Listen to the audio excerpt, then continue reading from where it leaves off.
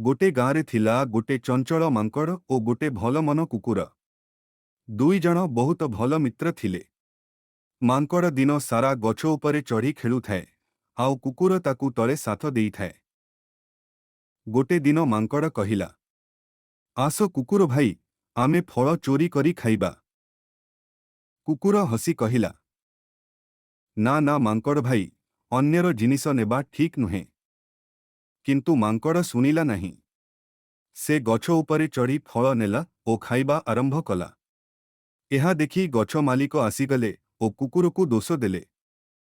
तू ही चोर, तू मांकड़ सहित फल नेलु।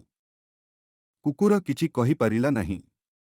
मालिक ताकू बहुत माड़ माडिला।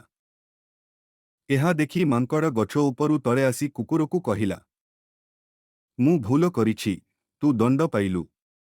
आगकू आउ एमिति भूल काम करिबी नहीं। कुकुर हसी कहिला, मित्र हेले भूल को सठिक करिबा जरूरी, एहा मित्रतार सत्य मान।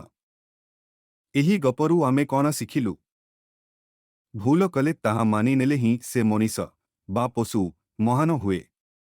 मित्रता अर्थ सत्य ओ भरोसा।